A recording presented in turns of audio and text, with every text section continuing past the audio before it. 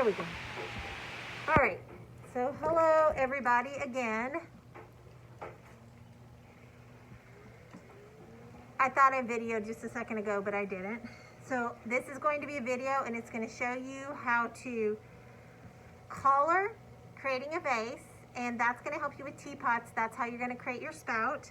And we're also going to work on knobs. So the first thing we did obviously is center,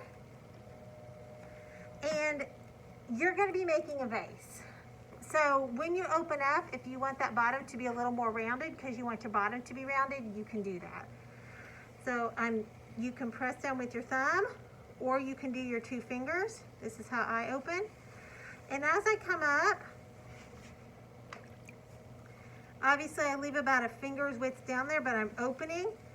And as I come up, I'm pulling up a little bit to give myself more of a rounded bottom.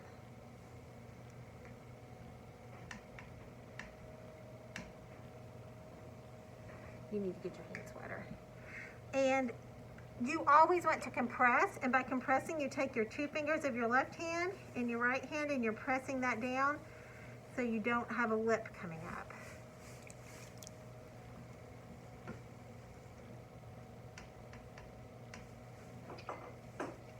Then we're going to start to bring up. I bring up with my finger. Your hands are on the inside, this knuckle's on the outside. I want this to come up in a volcano shape. Okay, I don't want this to come out. We are collaring, it needs to come in.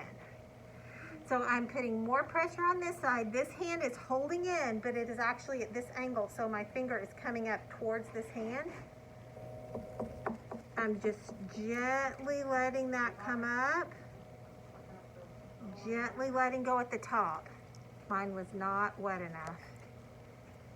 I'm gonna do it again, making sure the inside and outside are wet. Gently coming up towards my finger. Now,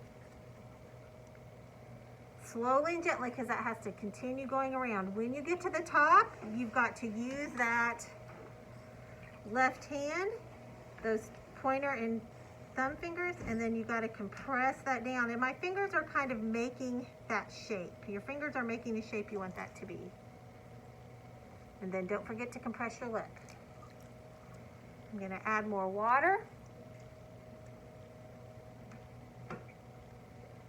I'm going to bring this up again.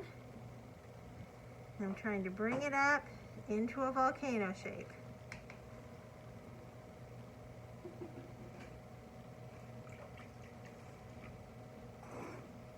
Now, we've got some extra clay down here at the bottom, and since I definitely want this to have a rounded bottom,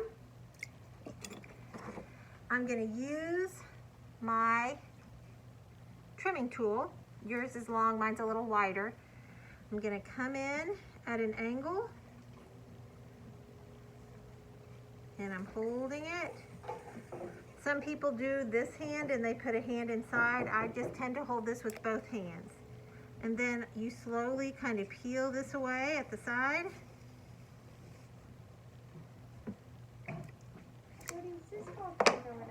No, keep pulling. Keep pulling. I'm gonna finish up this one and then come back to you all. But no, you're not ready. Don't start collaring until you get that pulled up a little bit more. Yours should be not quite as tall as mine, but at least half this, more than half this tall. Got it.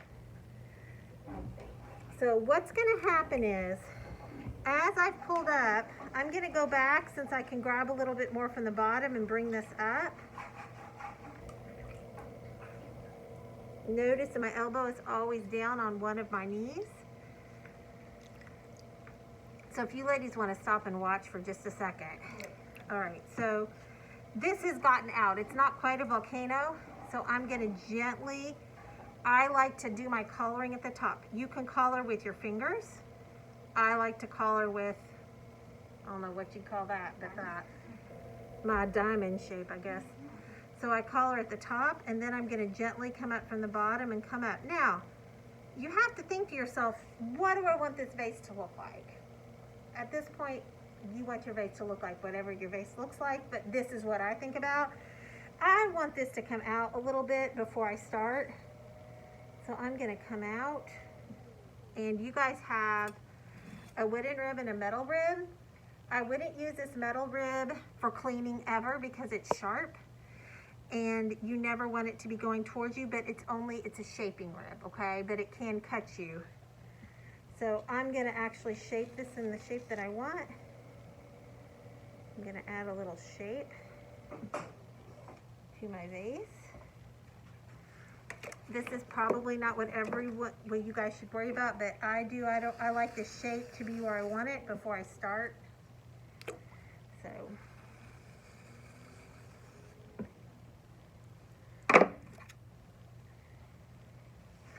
Okay, so I'm shaping. I've got a lot of water inside of there. I'm getting ready to close this baby up. We don't want that water inside of there, so I'm gonna compress the bottom by pressing and wipe the water out. Okay, so I pulled up, I shaped, I cleaned and compressed, and now I'm gonna start my collaring again. So I'm gonna collar at the top, and then I'm gonna slowly bring that in. Now, what's happening is this is becoming thicker. And you want this to all be just about the same thickness. The bottom can be a little thicker, the top can be a little less thick. So I'm gonna come in and I'm literally pulling just this top to thin that clay out a little bit because I'm gonna make it skinnier again. What am I doing at the top? Compressing the lip. You gotta keep compressing that lip. Okay, I'm gonna bring it in again. Compressing, gently pulling up. So I'm kind of going down there because I'm just working with my fingers because I can't get my whole hand in there anymore. I'm gonna compress.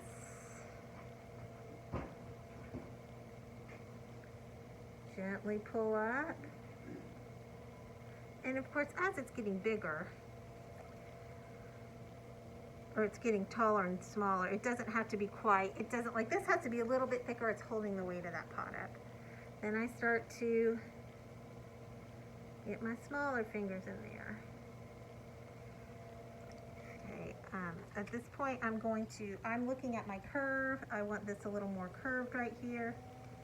So I'm shaping with this tool. And you all see how I literally bend that tool to the shape that I want it. Okay, so this is great. I'm gonna go a little bit more extreme on you. And I want to show you a little trick here. So I'm kind of coming in. Okay, I can still fit my pinky in there.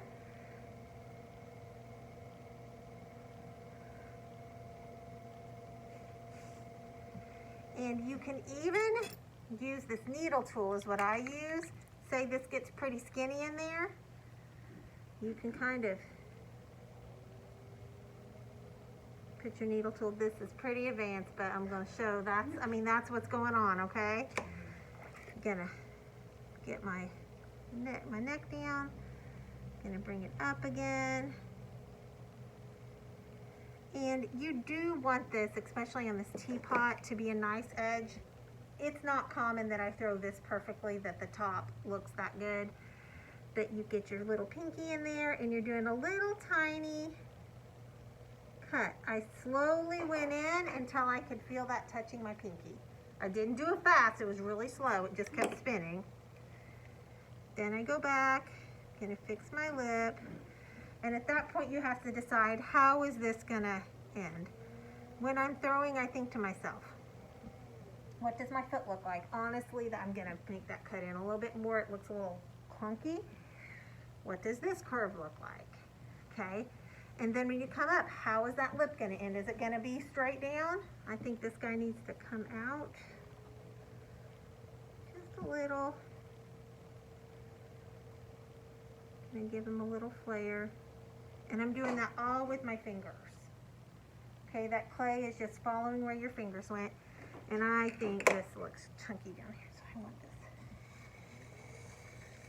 You gotta be careful though, because you don't want that to get too skinny down there. That clay. Okay.